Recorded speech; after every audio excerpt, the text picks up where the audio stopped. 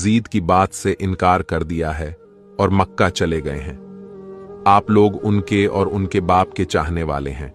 अगर उनके मददगार बन सकते हैं और उनके दुश्मनों से जंग कर सकते हैं तो उनको बुलाने के लिए खत लिखें, और अगर कमजोरी या बुजदिली का अंदेशा हो तो धोखा देकर उनकी जान को खतरे में न डालें।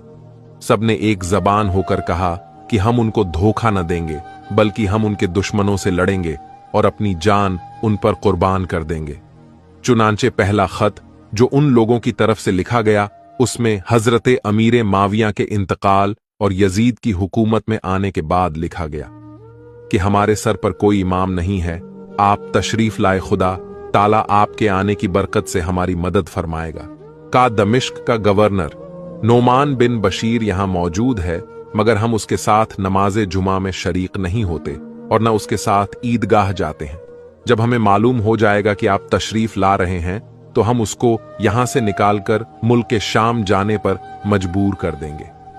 यह पहला खत अब्दुल्लाह बिन सुबह हमदानी और अब्दुल्लाह बिन दाल के हाथों भेजा गया जब इमाम हुसैन रज़ी अल्लाहु ताला अन्हु की खिदमत में 10 रमजान 60 हिजरी को मक्का मुअज्जामा पहुंचा।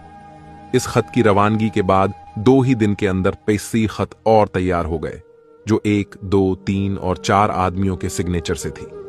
ये सारे खतूत 3 आदमियों के हाथ भेजे गए। इसके बाद फिर कुछ खास लोगों ने खत भेजे और सब एक के बाद एक।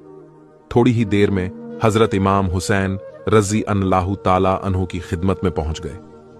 मेरे दोस्तों, आप यह जान चुके होंगे कि करबला की जंग क्यों हुई। इसके पीछे की वजह क्या थी? इसके पीछे की वजह बैत थी जो यजीद इमाम हुसैन से चाहता था।